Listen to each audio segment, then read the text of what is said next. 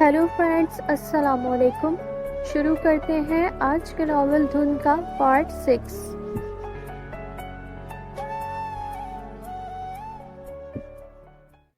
Treat तो उसे यूं कर रहा था जैसे वो उसकी देखभाल पर मुतय्यन हो, बड़ा सा, जिम्मेदार सा, एफिशिएंट सा।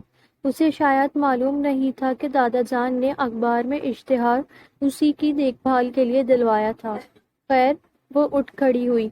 एजाज साहब, प्लीज मुझे ज़ाहर साहब का कमरा दिखा दें, उसने करीब आते एजाज से कहा। यस मैडम, और वो उसे साथ ले चल दिया। कॉरिडोर तय करती वो हॉल में दाखिल हुई और फिर कई नीची चौड़ी खूबसूरत बल खाती कारपेटेड सीढ़ियां चढ़ती ऊपर गई। बहुत बड़े लाउंज में एजाज उसे जार के बेडरूम के पास ले आया, फिर दरवाजा खोल कर पर थामते हुए वहीं खड़ा हो गया। जाने क्यों निशे ने उसकी मौजूदगी में अनईजी महसूस करने लगी। वो उसे कुछ अजीब सी नजरों से देख रहा था। उसके खूबसूरत माथे पर शिकन उभर आई। उसे उसकी नजरें अच्छी नहीं लगी। आप जाइए, मैं देख लूंगी, उसने कहा और अंदर दाखिल हो गई। जार का वसी व अरीज बेडरूम हैरानकुन हद तक खूबसूरत था। डार्क ब्लू कीमती कालीन, जिसके किनारों पर सफ़ेद बेल और दरमियान में गोलाई में सफ़ेद फूल थे, यहाँ से वहाँ तक बिछी हुई थी। नीले ही भारी वेलवेट के पर्दे एक तरफ हटा दिए गए थे। बाएं जानिब कमरे का एक तिहाई हिस्सा दो नीची सीढ़ियों की ऊंचाई पर था, जैसी खूबसूरत मेहराब बाकी कमरे में अलग करती है। इस तमाम पोर्शन में गोलाई में छत से लेकर नीचे तक मेहराबी खिड़कियां थीं। तमाम खिड़कियों की दरमियानी जगह कट ग्लास से मुज़य्यन थी और ये तमाम बालकोनी नुमा हिस्सा बाहर खुलता एक खूबसूरत रेलिंग पर ख़त्म होता था। इसी एक तिहाई हिस्से में दरमियान में एक छोटी सी खूबसूरत कॉफ़ी टेबल और दो कुर्सियां थीं और एक कोने में बड़ा सा देदा जेब सुनहरी पत्थरों वाला मनकश गुलदान रखा था। उसने दाएं तरफ देखा। सामने ही उसके बेहद खूबसूरत कुशादा बेडरूम था। उस पर बिछा ब्लू कीमती वेलवेटन बेड कवर था। बड़े बड़े बेड साइड टेबल्स थे और उसी कोने में खूबसूरत पेडिस्टल पर रखा औरत का एक बेशकीमत बहुत हसीन मगर नीम अरिया मुजस्मा था। अकेले होते हुए भी सटपटाते हुए उसने नजरें दूसरी तरफ कर लीं। खिड़की के पास एक चौड़ी राइटिंग टेबल और कुर्सी लगी थी। बेड के बिल्कुल सामने टेलीविजन और वीसीआर था। दीवार पर नायाब पेंटिंग्स आवेजा थीं। तमाम फर्नीचर डेकोरेट का था। एक सिरे से लेकर दूसरे तक बाकी तमाम कोठी की तरह यहाँ भी छत सफ़ेद और मनकश थी। कीमती क्रिस्टल का भारी दिलफरेब फानूस यहाँ भी लटक रहा था। आगे बढ़कर वो बालकोनी की तरफ आ गई। खिड़कियां साफ और रोशन थीं और कॉफ़ी टेबल पर ताज़ा अखबार नफासत से तय किए रखा था। वो सीढ़ियां उतरकर चलती हुई वो बेडरूम के पास आ गई। बेड कवर का कोना पलटा। तकियों के कवर्स ताज़ा बदले सफ़ेद बेदाग थे। नरम और गर्म कंबल एहतियात से तय किए रखे थे।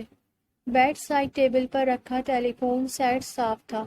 नीचे शेल्फ में रीडर्स डाइजेस्ट और टाइम का नया शुमारा तरतीब से रखा था। वो राइटिंग टेबल पर आ गई। कई कागजात, फाइल, खतूत, कारोबारी किस्म के गैर कारोबारी। और उसने उसे क्यों अगवा कराया था, क्यों मुकीत रखा था? ख्याल फौंदे की तरह जहन में लपका। वो जल्दी जल्दी कागजात उलट पुलट करने लगी, मगर कुछ भी तो नहीं था उनमें ऐसी बात जो उससे उससे मुतालिक हो, ऐसा इशारा जो उसकी ज़ात की तरफ हो। एक पल को तजस्सुस ने जो उससे घर तक खींच लाया था, राज जान लेने की ख्वाहिश ने जिसकी वजह उसने खतरे में मोल लिए थे, उसका हाथ उसके प्राइवेट खतूत तक बढ़ा। मगर अगले ही लम्हे गैर इखलाकी हरकत पर ज़ोर ज़ोर से धड़कते दिल ने उसे मलामत किया। ज़मीर छुपने लगा। उसने हाथ वापस खींच लिया। उसके ज़ाती खतूत देखना उसके बस का रोग नहीं था। वो इंतज़ार करेगी, अभी वक्त चाहिए था शायद। वहाँ से नजरें हटाकर वो वापस सफाई देखने लगी। हर चीज़ शफाफ थी। میز پر کاغذات، فائلیں، پیڈ، لفافے، سبھی چیزیں کرینہ سے رکھی تھیں۔ وہ آگے بڑھی، دروازہ کھولا۔ ڈریسنگ روم تھا۔ یہاں قد آدم آئینہ لگا قیمتی ڈریسنگ ٹیبل تھا۔ ایک الماری کھولی، یہاں سے وہاں تک ہینگرز میں نفاست سے لٹکے اس کے سوٹ تھے۔ دوسری الماری کھولی، اعلیٰ کوالٹی کے شوز کی جیسے دکان چمک اٹھی تھی۔ وہ اور آگے بڑھی، دروازہ کھولا۔ وسیع و عریض باتھ روم تھا۔ اس طرف کارپیٹڈ حصے میں ٹوائلٹ تھا اور دوسری سیڑھیاں اتر کر سوئمنگ پول۔ جگہ جگہ فل سائز آئینے لگے تھے۔ پول کے کنارے پر کئی بڑے بڑے صفاف اور تولیے تہہ کیے رکھے تھے۔ قیمتی مہکتے صابن خوبصورت تشتریوں میں سجے تھے۔ اعلیٰ شیمپوز تھے، بیش قیمت باتھ روم پرفیومز تھے۔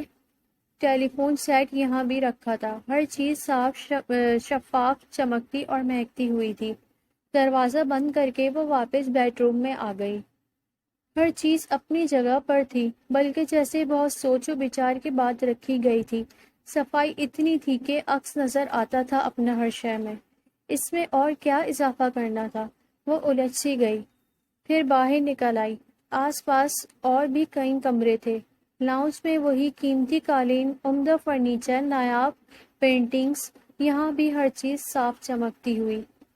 وہیں اسے کچھ دیر قبل دادا جان کے پاس کھڑے کرامت بابا نظر آئے۔ کیا بات ہے بیٹی؟ وہ اسے مترد سا دیکھ کر پاس چلے آئے۔ بابا، یہاں زار صاحب کے کمرے میں کون صفائی کرتا ہے؟ وہ اب بھی الجھی سی تھی۔ بیٹی، کون سے کمرے میں؟ یہ تو سارے ہی ان کے کمرے ہیں۔ یہ اگلی کوٹھی بھی پوری ان کے پاس ہے۔ اوہ، تو ایک دو کمروں میں نہیں، پوری کوٹھی پر محیط تھا، اور دادا جان پچھلی کوٹھی میں رہائش پذیر تھے، جبکہ دونوں کوٹھیاں ایک کوریڈور کے ذریعے آپس میں دی گئی تھیں۔ تو پھر کون صفائی کرتا ہے؟ اسے یہ سب اپنے بس سے باہر معلوم ہونے لگا۔ ملازم کرتے ہیں۔ ٹھیک ہے بابا۔ کچھ نہ سمجھتے ہوئے وہ واپس مہلانہ شان کی سیڑھیاں اترنے لگی۔ تم بس زار کا خیال رکھو۔ اچانک اسے دادا جان کی بات یاد آ گئی۔ مگر کیسا خیال؟ وہ الجھ گئی۔ دادا جان بھی بس۔ اس کے لفظ دھیرے سے متبسم ہوئے۔ وہ اسے اپنے بھی بس دادا جان ہی لگے۔ پھر اس نے سوچا، وہ اس طرف آئے گی، ہر کمرے میں جھانکے گی، سب ٹھیک ٹھاک ہوگا اور وہ واپس چل دیا کرے گی۔ اول تو دادا جان نے پوچھنا نہیں تھا، اسے یقین تھا، اور اگر ایسا ہوا بھی تھا تو وہ کہہ دے گی کہ سب ٹھیک ہے، اور اس سے پوچھ گچھ بھی تو نہیں کریں گے وہ۔ ہاں، کل زار آفس کے لیے تیار ہوگا تو اس وقت دیکھ لے گی، شاید کوئی بات دیکھ بھال کی، ورنہ تو بس وہ تھی اور اس کے دادا جان، اس کا خوبصورت سویٹ اور اس کے آس پاس ہریالیوں سے لدا سحر زدہ ماحول۔ شام کی چائے پی کر وہ اپنے سویٹ کے سامنے والی طرف تا حد نظر پھیلے سرسوں کے کھیتوں میں نکل گئی۔ سردیوں کا چھوٹا سا دن ڈھل رہا تھا۔ یک بستہ شام کی لرزتی کانپتی دھوپ کی آخری کروٹیں سرسوں کے پھولوں کو مزید سنہری بنا رہی تھی۔ نیچے خشک نالے میں گڈریا اپنے بھیڑ بکریوں کے ریوڑ کو ہانکتا گھر کی طرف چل پڑا تھا۔ اس پار کچے پکے چھوٹے چھوٹے مکانوں میں شام کے پکوان کا دھواں اٹھ رہا تھا، اور پرندوں کے تھکے ہارے غول اپنے آشیانوں کی طرف رواں دواں تھے۔ سر شارسی سے وہ پگڈنڈی پر آہستہ آہستہ واپس آنے لگی۔ ناشتے کے فوراً بعد وہ اپنے بیڈ روم میں آئی اور تیار ہونے لگی۔ اسکارلیٹ ریڈ گرم سوٹ پہن کر اس نے دھاری دار گرے رنگ کی اسمارٹ جیکٹ پہنی، گرے شوز پہنے، جلدی جلدی برش کر کے بڑے بڑے بل دیتی چوٹی بنا، حسب عادت اپنی پسندیدہ پرفیوم لگائی، اور تیزی سے دادا جان کا سائڈ طے کرتی وہ زار کی طرف آ گئی۔ ٹھک ٹھک۔ اوپر پہنچ کر اس نے ہولے سے اس کے دروازے پر دستک دی۔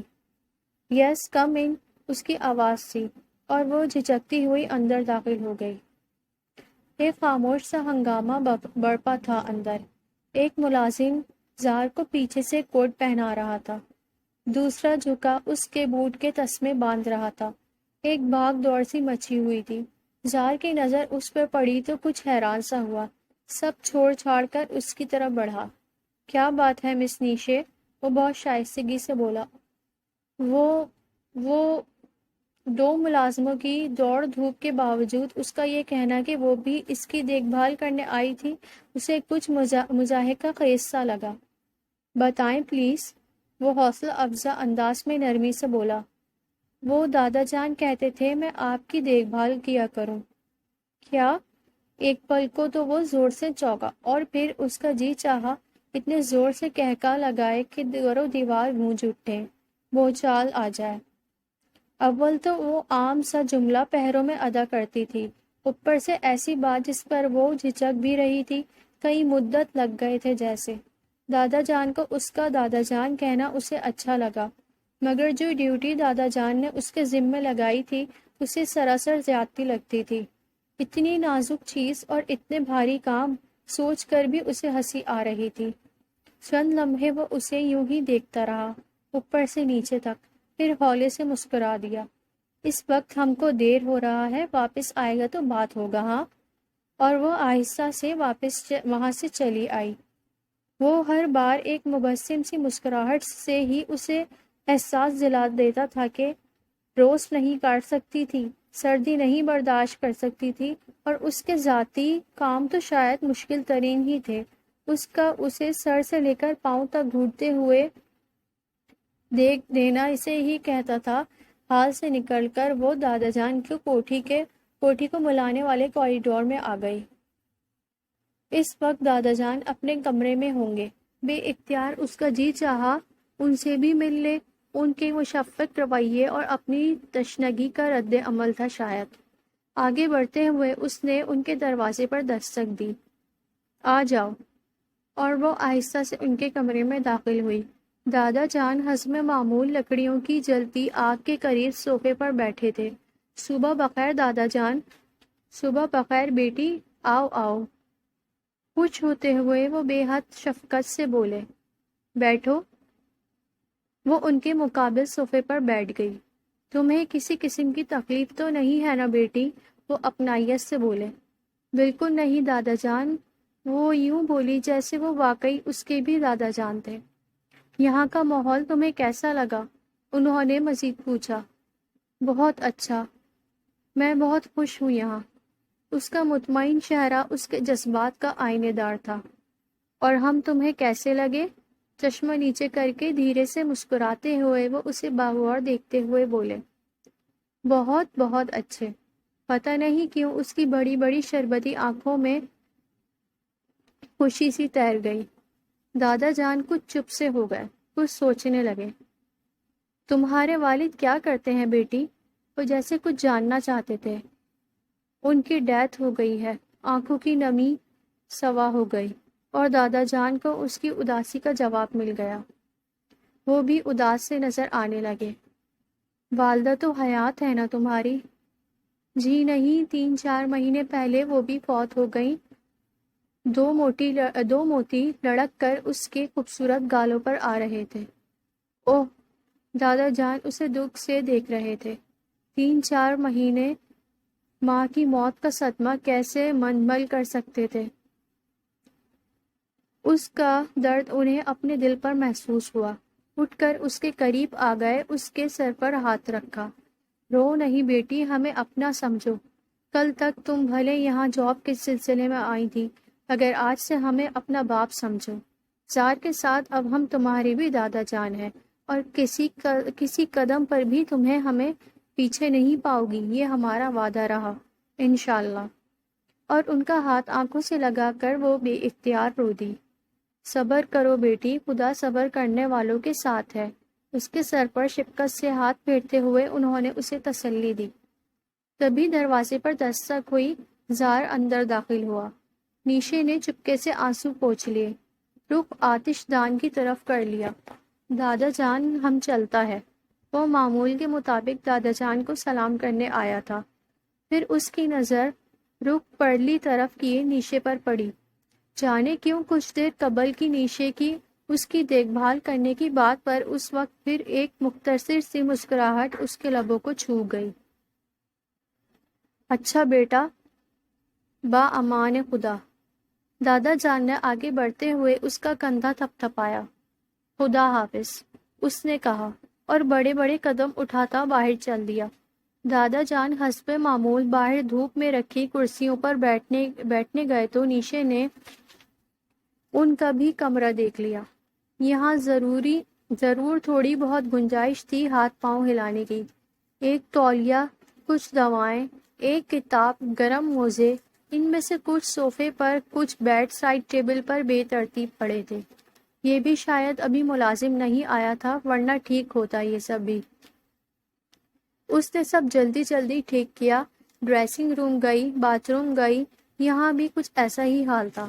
تھوڑی دیر میں فارغ ہو کر وہ اپنی طرف آ گئی۔ آج دنوں بعد اسے خیال آیا افریقہ میں آنٹی کو یقیناً اس واقعے کا علم ہو گیا ہوگا۔ اب تک وہ اس کے لیے پریشان ہوں گی کہ وہ اس کی ممی کی واحد مخلص دوست تھیں۔ وہاں اپنا بینک اکاؤنٹ جو اس نے یہاں ٹرانسفر کرانا تھا، وہاں کرائے پر دیا ہوا مکان، مگر فی الحال نہ وہ آنٹی کو خط لکھ سکتی تھی، نہ اپنا اکاؤنٹ یہاں ٹرانسفر کرا سکتی تھی، نہ ہی اپنے کرایہ داروں سے کوئی خط و کتابت کرا سکتی تھی کہ افریقہ خط و کتابت کر کے اس کا راز کھل جانے کا خطرہ یقینی تھا۔ یوں ہی سوچوں میں گم اس نے اپنی الماری کھولی۔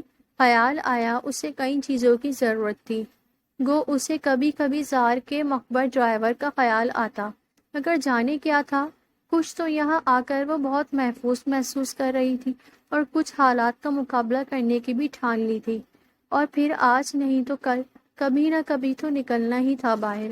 اس نے اپنا ہینڈ بیگ اٹھایا، چھوٹی سی چادر اچھی طرح لی اور کمرہ لاک کرتی دادا جان کی طرف آ گئی۔ دادا جان، مجھے کچھ ضروری شاپنگ کرنی ہے، وہ آہستہ سے بولی۔ ہاں ہاں ضرور، اعجاز سے کہو تمہیں جتنی رقم چاہیے دے دے اور ڈرائیور لے جائے گا۔ نہیں شکریہ، پیسے میرے پاس ہیں۔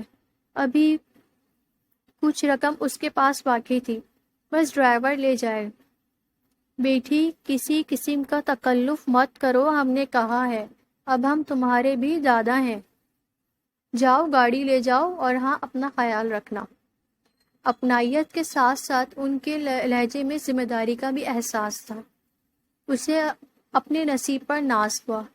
والدین کے بعد کسی نے اس کی ذمہ داری اٹھانے کا سوچا تھا۔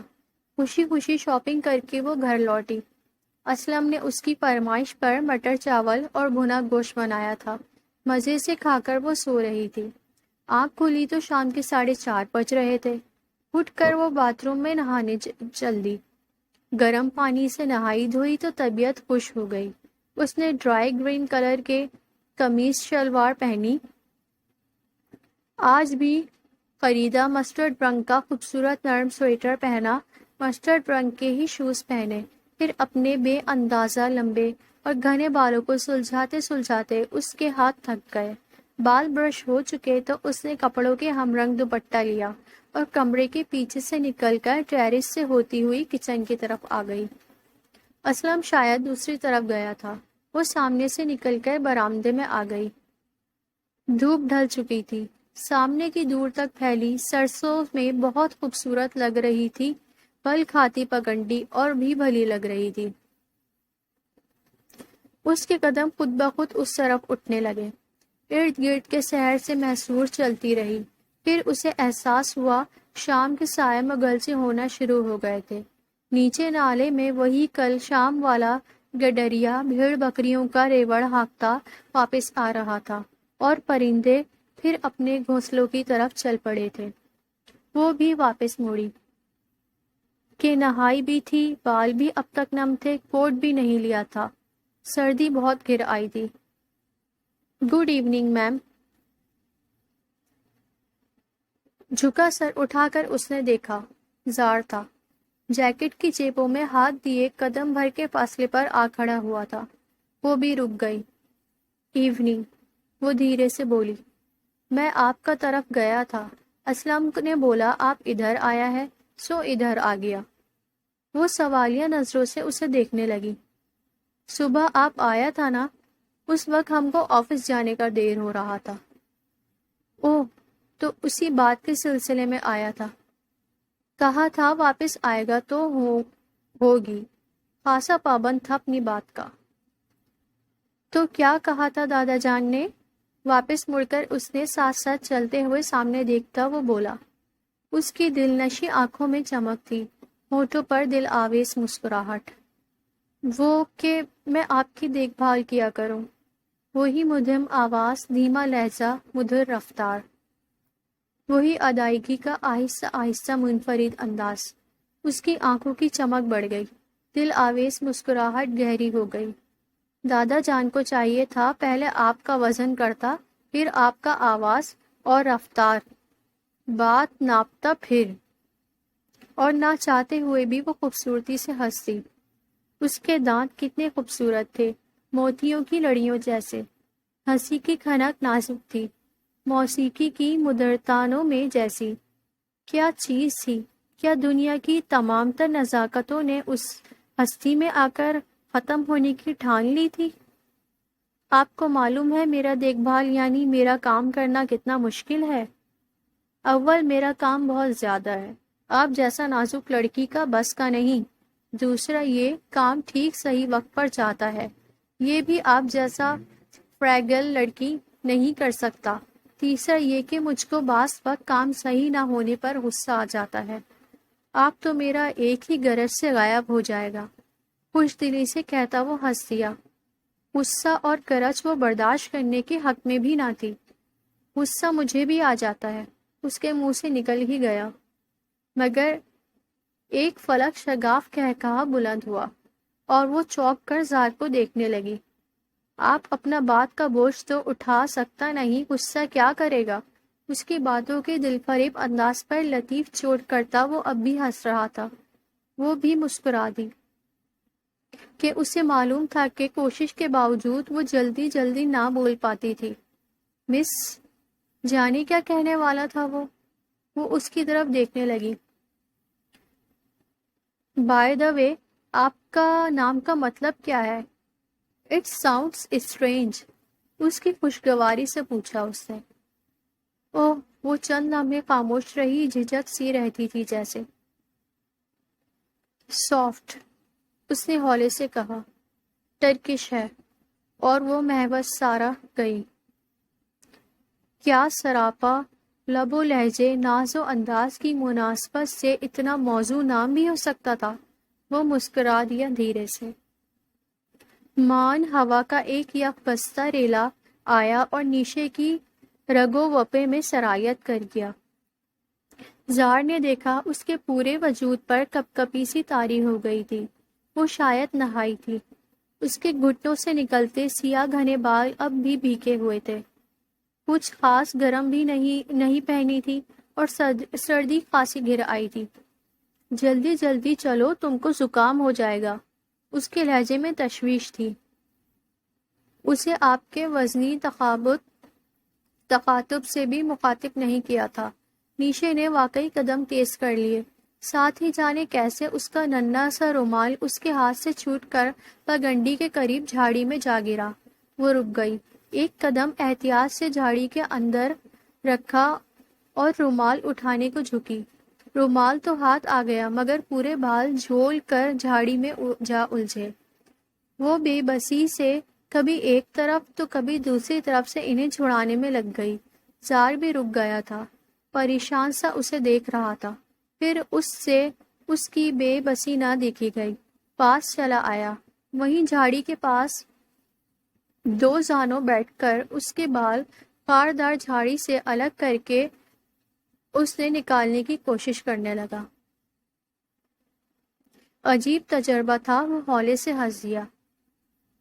اتنا بہت سارا بال کے ساتھ تم کو جھاڑی کے پاس نہیں جھکنا چاہیے تھا۔ مگر میرا رومال تم ہم کو کہہ دیتا۔ وہ چونک کر اسے دیکھنے لگی۔ اپنے تسمے تک ملازموں سے بنوانے والا کہہ رہا تھا یہ۔ اپنا نہ صحیح، دوسرے کا تو کام آتا ہے ہم۔ وہ جیسے اس کی نظریں پڑ گیا، خوبصورتی سے ہنس دیا۔ اس کے تو وہ پچھلے دنوں بڑا کام آیا تھا۔ اس نے تلخی سے سوچا، کتنے متضاد دو روپ تھے اس کے، ایک کتنا بھیانک ظالم بے رحم، دوسرا کتنا خوبصورت نیک دل ہمدرد۔ بہرحال اس نے خیال جھٹکا کہ اس کے بال بجائے سلجھ کر جھاڑی سے نکلنے کے اور بھی الجھ کر پھنسے جا رہے تھے اسی میں۔ زار اب بھی برابر انہیں نکالنے سلجھانے کی کوشش میں لگا تھا۔ پتہ نہیں کیوں اسے لمحہ بھر اپنے تلخ سوچ پر افسوس سا ہوا۔ شاید وہ ویسا نہیں تھا۔ ایک بار پھر وہ بے یقینی میں مبتلا ہو گئی۔ پر کیوں کیا تھا اس نے ایسا؟ ذہن میں ایک بار پھر سوال اٹھا اور ایک بار پھر وہ الجھنے لگی۔ تم جھکو ذرا پلیز، وہیں بیٹھے بیٹھے زار نے کہا۔ وہ چونکی۔ اس کے کندھے پر تو پہلے ہی جھکی کڑی تھی، اور کتنا جھکتی۔ جھکو نا پلیز۔ اس نے جھکا سر اٹھایا اور نیشے توازن برقرار نہ رکھ سکی، سیدھی جا گری اس کے زانوں پر۔ زار نے اسے سنبھالا دیا، کھڑا کیا، مگر اس کی سٹپٹاہٹ، گھبراہٹ اور سفید پڑتے رنگ پر اپنی بے طرح آئی ہنسی نہ روک سکا۔ وہ فوراً سے کھڑی ہو گئی کہ اس کے سوا کوئی چارہ نہ تھا۔ بال اس کے اب بھی الجھے ہوئے تھے، زار اب بھی انہیں نکال رہا تھا۔ بہرحال کافی تگ و دو کے بعد بال جھاڑی سے الگ ہو ہی گئے۔ کھڑی ہو کر ہاتھ جھاڑتے ہوئے زار نے جیسے نجات کی سانس لی۔ آؤ، وہ اس کے ساتھ ساتھ چل پڑی۔ یہ بال تم کو اسی طرح ہر جگہ پریشان کرتا ہے؟ اس کا اشارہ جھاڑی کے علاوہ ڈنر والی رات کرسی کی ٹانگوں میں الجھنے کی طرف بھی تھا۔ ہر جگہ تو نہیں، پر کبھی کبھی ضرور ہوتا ہے ایسا۔ اس کی تو وہ نیشے نے نوٹ کیا تھا، اردو بولتے وقت وہ کبھی کبھی اٹک جاتا تھا، لفظ تلاش کرنے لگتا۔ اس وقت بھی اشاروں سے جیسے کنگھی کی بات کر رہا تھا۔ وہ سیدھا کرتے وقت بھی مشکل ہوتا ہوگا نا؟ اس نے بامشکل بات پوری کی، اور نیشے کے لبوں پر اس کے لفظ کنگھی کے بجائے سیدھا کرنے پر ہی اکتفا کر لینے پر دھیمی سی مسکراہٹ آ گئی۔ گرے پینٹ پر بلوئش گرے ہاف لیدر اوور کوٹ پہنے بے انتہا شاندار لگنے کے باوجود زبان پر عبور نہ ہونے کے باعث اس کے دھیمے لہجے کی اٹکن سے، اس کی گرے بلو آنکھوں کی الجھن سے اسے بے حد معصوم بنا رہے تھے۔ جی مشکل تو ہوتی ہے، اس نے دھیرے سے کہا۔ اصل میں بہت زیادہ ہے نا، تنگ تو کرے گا۔ وہ اب بھی ایک متحیر سی نظر اس کے ڈھیر سارے بالوں پر ڈالتے ہوئے بولا، اور اس کی معصومانہ بات، اس کی تحریر پر ایک بار پھر نیشے کے ہونٹ متبسم ہو گئے۔ پھر اسے خیال آیا، زیادہ تنگ تو وہ ہوا تھا، جھاڑی سے الجھے ہوئے بال تو اس نے نکال۔ اس کی باتوں میں، اس کی اداؤں میں بے پناہ نزاکت تھی، نزاکت بھی ایسی کہ خود نزاکت بھی دیکھ کر شرما جائے۔ اس کا رنگ بہت شفاف تھا، گال بہت سرخ، جیسے دودھ میں چیری نچوڑ دی جائے، جہاں تحلیل ہو جائے رنگ ہلکا گلابی، اور جہاں قطرے گاڑھے ہوں رنگ تیز آتشی گلابی، ہونٹ جیسے ہردم عنابی رنگ لگایا ہو، بڑی بڑی آنکھیں جیسے سرخ سنہری زعفران رنگ بھیگ کر گھل مل گئے ہوں، سیاہ جھالریں پلکیں، سیاہ بھویں اور سیاہ بال، مناسب قد اور بے حد متناسب جسم۔ اس پر اتنا بے پناہ دلکش انداز گفتگو، وہ جیسے کس قدر بے شمار خوبصورتیوں کا بڑے غور سے جائزہ لے رہا تھا۔ مان نیشے چھینکی، سردی اپنا اثر دکھا گئی تھی جیسے۔ وہ چونک اٹھا، گھبرا سا گیا۔ میں نے کہا تھا نا تم کو زکام ہو جائے گا۔ دونوں نے قدم تیز کر لیے۔ اوکے، اب چلتا ہے، اسے اس کے برآمدے تک لا کر اس نے کہا، اور بڑے بڑے قدم اٹھاتا دادا جان کی طرف کے باڑ کے دروازے کی طرف بڑھا۔ وہ ساری رات بے کل رہی۔ صبح ہوتے ہی اس کا جوڑ جوڑ دکھ رہا تھا، سینے میں درد اور سانس لینے میں دشواری ہو رہی تھی، شاید بخار بھی تھا۔ بستر سے اٹھا ہی نہیں جا رہا تھا۔ بامشکل خود کو گھسیٹتی وہ باتھ روم تک گئی، منہ ہاتھ دھو کر کمرے میں آئی، اسلم کو گھنٹی کر کے نڈھال سی دوبارہ بستر میں گھس آئی۔ جی بی بی جی، اسلم ایک پیالی چائے لا دو۔ اور جب اسلم چائے لایا وہ بے سدھ پڑی ہوئی تھی۔ بی بی چائے۔ اس نے چھوٹی سی ٹرے میں رکھی پیالی اس کے بیڈ کے سائڈ ٹیبل پر رکھ دی۔ ہمت کر کے خود کو تقریباً گھسیٹ کر اس نے مسحری کی پشت سے ٹیک لگا لی۔ بی بی آپ کا طبیعت تو ٹھیک ہے نا؟ اسلم اس کے خلاف معمول صرف چائے اور اس کی حالت بھاپ کر تشویش سے بولا، پتہ نہیں کیا ہے، سانس لینا مشکل ہو رہا ہے۔ بڑے صاحب کو بتاؤں جا کر؟